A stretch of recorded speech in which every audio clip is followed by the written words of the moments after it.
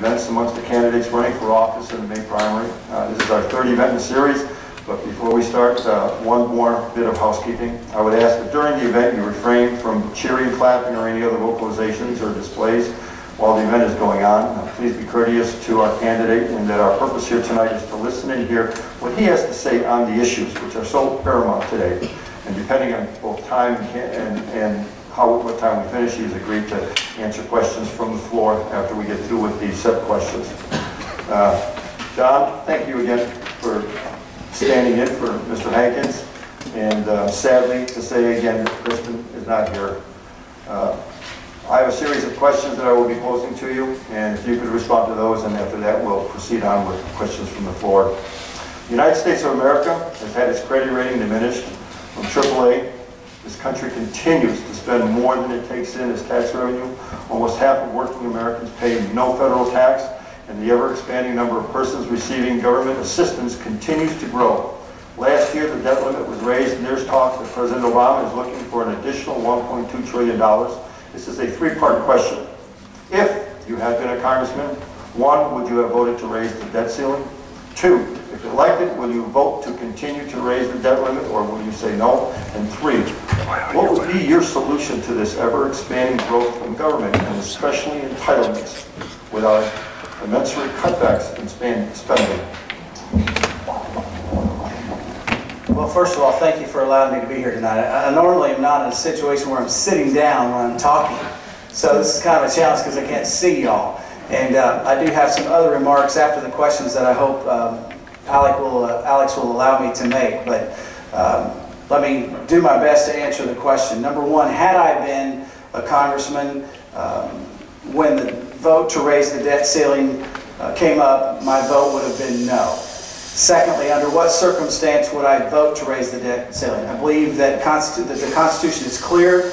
The debt ceiling should not be raised except in cases of national catastrophes and in a case of declared war. Thirdly, what do we do about the ever-growing size and scope of the federal government? Let me talk about this AAA credit rating issue for just a moment. A couple years ago, when I was a candidate for the U.S. Senate, we debated, in fact, we're debating this Friday in Newcastle, at the exact same place where we had our first debate in the Senate race 2 years ago. Moody's had just come out. Many of you probably know that I'm a financial advisor by trade. Moody's had just come out and said, we're reviewing the debt rating of the United States, the credit rating of the United States. And in that debate, I made this statement, actually two statements. Number one, I said the AAA credit rating of the United States is in jeopardy. Number two, our enemies have learned that if they cannot defeat us militarily, they will defeat us monetarily. We issued a press release shortly after that debate, and point blank said, the Bates campaign believes that our credit rating is in jeopardy. Since I was a candidate that had never run for public office, the media duly ignored the press release. Lo and behold, 2 years later, one of our worst fears came on us when not Moody's, but Standard & Poor's lowered the debt rating, or the credit rating of the United States of America. Ladies and gentlemen, this is a serious issue. And again, our enemies are learning that if they cannot defeat us with military might, they can destroy us monetarily. And the United States of America is in danger, it is risking its sovereignty by allowing this ever-blossoming national catastrophe of ballooning debt. So how do we stop that? Number one, I think Congress needs to lead the way. I recommended this 2 years ago. I'm going to recommend it again. Congress needs to take a pay cut. In my humble opinion, it's ludicrous that they would ask us to tighten our belts when Congress has yet to tighten their belt. And so I want to lead the charge. I want to step out with my colleagues and look you in the eye and say we are cutting our pay by 10% right now.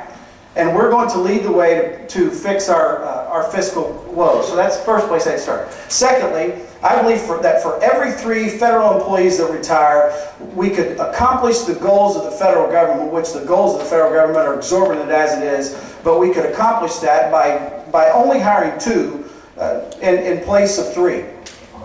Thirdly, I firmly believe that there are agencies in the federal government that need to be eliminated. I get asked a lot about the Department of Education. A few weeks ago, I met with a principal in Ripley County, and I point blank asked her, as a principal, what would be your opinion about me going to Washington and advocating that we eliminate the Department of Education? Her exact words to me were this: Don, I don't know what they do. And if there's an agency in Washington that nobody has a clue what they do other than spend money, or what they do is anti-constitution or jeopardizes our sovereignty as a nation, then that department needs to be eliminated. I think the Department of Commerce should be eliminated. I believe the Department of Energy should be eliminated. We're dealing with issues with the EPA right in this part of the state with these coal-fired power plants that the Obama administration is basically putting on the chopping block, and he's going to cripple the energy grid of the United States of America. We can't let it happen. Now, I went on a little bit of a tirade, but those are just some of the ways that I would begin to solve our debt problems. Thank you, Don. Thank you, Don.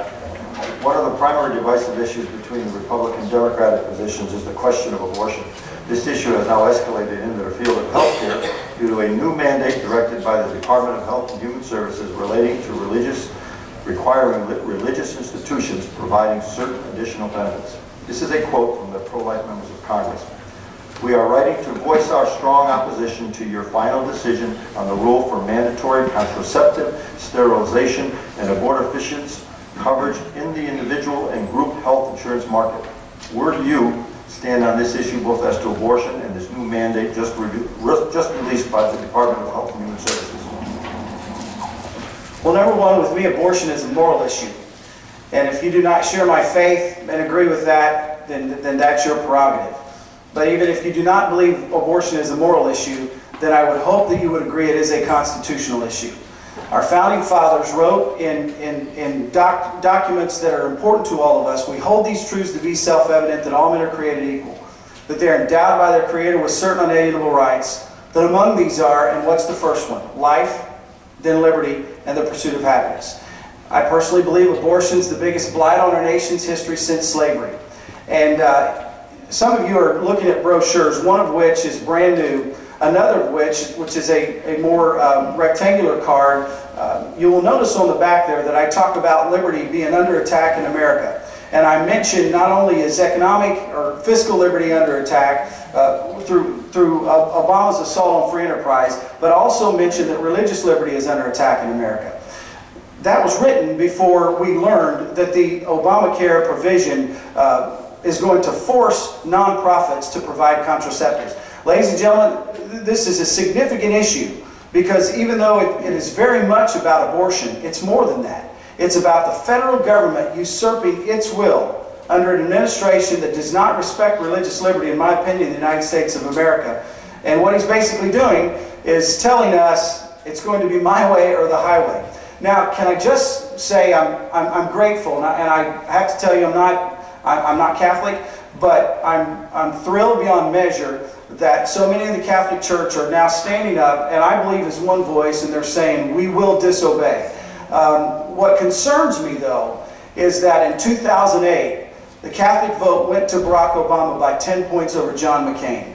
And I submit to you, ladies and gentlemen, we cannot afford 4 more years of Barack Obama. And so I'm much in hopes that my Catholic friends will acknowledge that and realize that regardless of who the nominee is on the Republican side, we cannot afford to re-elect this president.